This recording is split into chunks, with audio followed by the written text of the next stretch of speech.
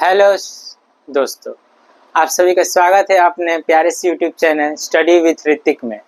आज हम लोग पढ़ने वाले हैं भूगोल कक्षा 10 चैप्टर 1 संसाधन। तो बच्चे, संसाधन किसे कहते हैं? तो मानवीय आवश्यकताओं को पूर्ति करने वाले सभी वस्तुएं संसाधन कहलाते हैं। मतलब वे सारे संसाधन जो मानव की आवश्यकताओं की पूर्ति करते हो। मतलब जैसे पंखा मानव की आवश्यकता की पूर्ति कर रहा है, हम लोग को हवा दे रहा है। ये मोबाइल भी मानव की आवश्यकता की पूर्ति कर रहा है, आप लोग तक हमारे बात पहुंचा रहा है। हम जो पढ़ा रहे वो आप लोगों तक पहुंच रहा है। तो वे सभी वस्तुएं संसाधन कहलाती है।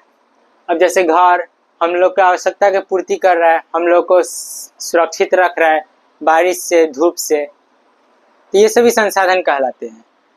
अब इस संसाधन को विभिन्न प्रकारों में बांटा गया है। उत्पत्ति के आधार पर, उपयोगिता के आधार पर, स्वामित्व के आधार पर, विकास की स्थिति के आधार पर। तो इसका आप एग्जाम्पल में लिख लीजिए। पहले जैसे में लिख लीजिए घर, पंखा, मोबाइल,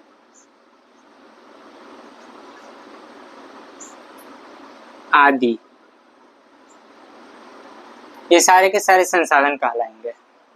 ठीक है।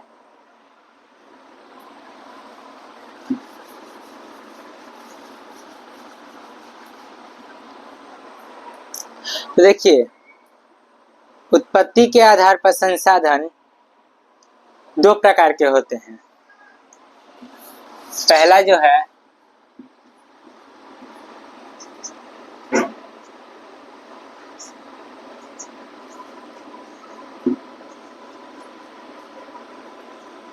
जैव संसाधन, ये उत्पत्ति के आधार पर है। उत्पत्ति, इसके दो प्रकार होते हैं, जैव संसाधन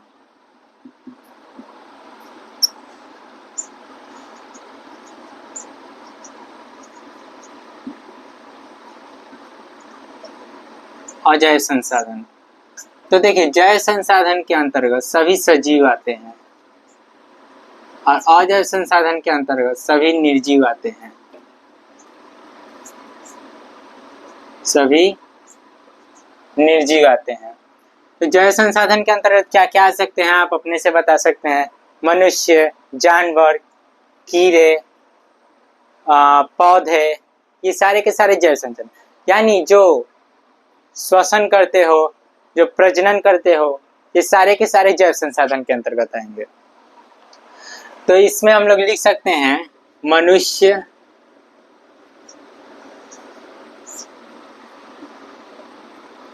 पौधे,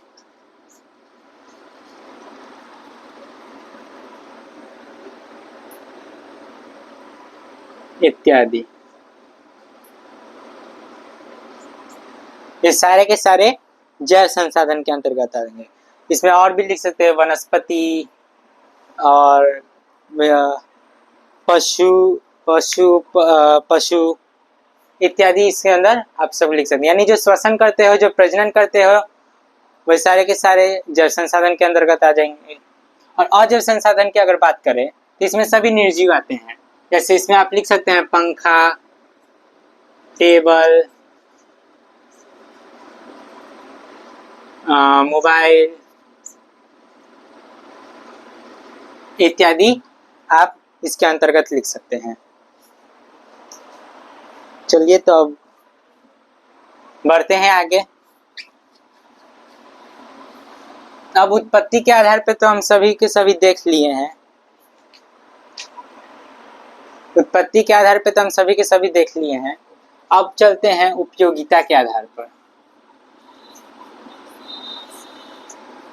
उपयोगिता के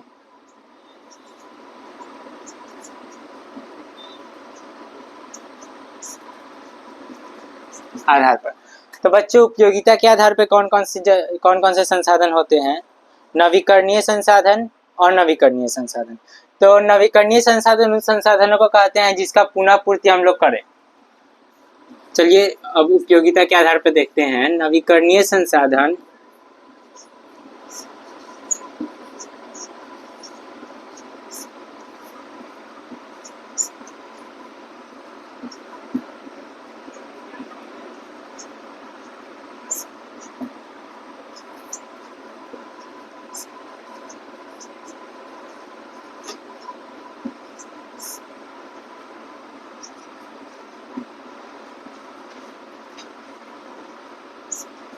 और नवीकरणीय संसाधन, तो वैसे संसाधन जिसका उपयोग हम लोग दोबारा कर सके, इसके अंतर्गत आ जाएगा सूर्य का प्रकाश, फिर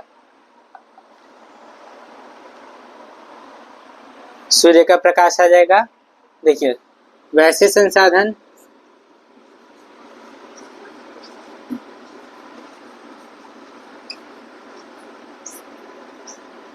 जिसका उपयोग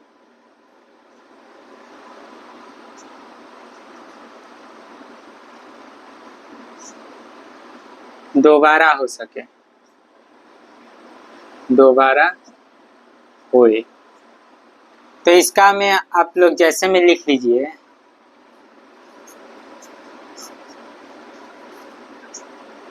सूर्य का प्रकाश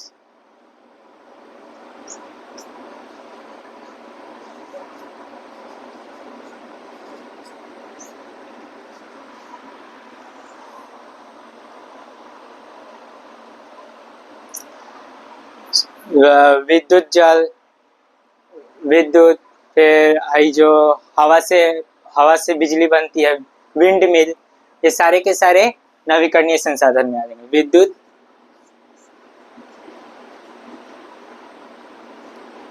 और देखिए जल जो है वो नवीकरणीय संसाधन भी हो सकता है और नवीकरणीय, क्योंकि आजकल हम लोग जल का इतना दोहन कर रहे हैं कि वो आजकल अनवीकरणीय संसाधन में भी गिना रहे हैं। अगर हम लोग ऐसे ही अगर जल का दोहन करते रहेंगे तो वो अनवीकरणीय संसाधन में आ जाएगा, और अगर हम उसको संरक्षित करेंगे तो वो नवीकरणीय संसाधन में आ जाएगा। तो इस इत्यादि कर लेते हैं। इसमें हवा भी लिख सकते हैं आप लोग, आदि। चलिए अब देखते हैं अनवीकरणीय संसाधन को।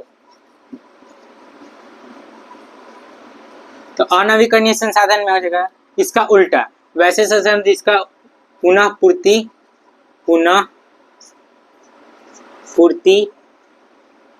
ना हो। हम ज्यादा टाइम आप लोग का नहीं लेंगे, क्योंकि परिभाषा तो आप लोग किताब से लिख लेंगे, लेकिन कंसेप्ट जो है वो आप सभी को यहाँ पे मिलेगा। देखिए जैसे में लिख लीजिए, इसका क्या क्या हो सकता है आप ही बताइए। ये हो जाएगा कोयला, हो जाएगा पेट्रोलियम, हो जाएगा, ये सारे के सारे अनवीकरणीय संसाधन में होगा। तो इसमें लिखिए आप लोग कोयला, खनिज,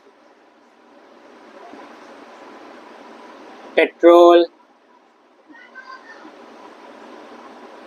इत्यादि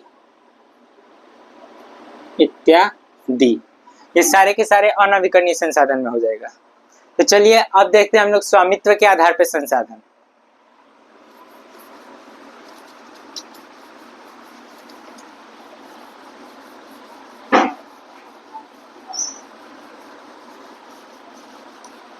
देखिए तो स्वामित्व के आधार पे संसाधन को मुख्यतः 4 भागों में बांटा गया है। व्यक्तिगत संसाधन, सामुदायिक संसाधन, राष्ट्रीय संसाधन, अंतरराष्ट्रीय संसाधन। तो चलिए पहले देखते हैं व्यक्तिगत संसाधन।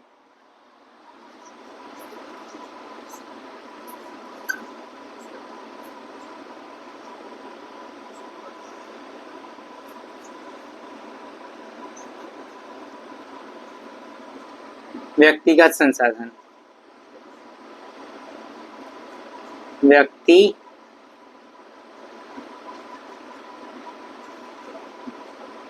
संसाधन, इसे हम लोग निजी संसाधन भी कहते हैं। निजी संसाधन, इसे निजी संसाधन भी कहा जाता है। ये जो संसाधन है ये एक व्यक्ति का वस्तु होता है, एक व्यक्ति का वस्तु, मतलब इस संसाधन पे दूसरे कोई का हक नहीं होता है। ये जैसे ये मेरा जमीन है तो इसमें हम ही कृषि कर सकते हैं, कोई दूसरा कोई कृषि नहीं कर सकता। कोई दूसरा कोई आएगा तो उसको काट के फेंक देंगे, यही ना। तो इस पे ये संसाधन पे एक व्यक्ति का अधिकार होता है। जैसे इसमें आप लोग जमीन लिख सकते हैं, जैसे में लिख लीजिए एक व्यक्ति का अधिकार, अधिकार लिखिए ज्यादा बेटर होगा। अधिकार जैसे में लिख लीजिए जमीन, घर इत्यादि। अब इसी का अपोजिट लिख लीजिए सामुदायिक संसाधन।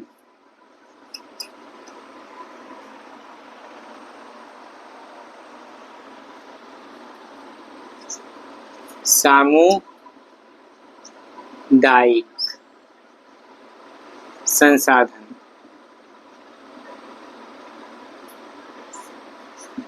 इस पर सभी व्यक्ति, ये सरकारी होते हैं, ये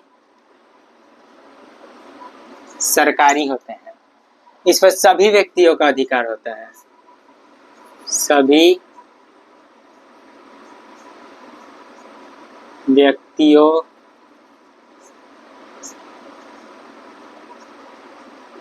का अधिकार, सभी व्यक्तियों का अधिकार। जैसे सरकारी स्कूल, सरकारी स्कूल, पार्क, इसके अंतर्गत प्राइवेट स्कूल भी आ जाएगा। यानी खाली आप स्कूल लिखिए, स्कूल, पार्क,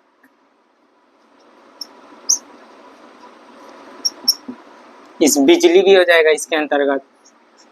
बिजली नवीकरणीय संसाधन भी है क्योंकि इसका पुनःपूर्ति कर लेते हैं, और ये सामुदायिक संसाधन भी है क्योंकि बिजली सभी के घरों में जाती है, किसी एक व्यक्ति के घर में नहीं जाती है।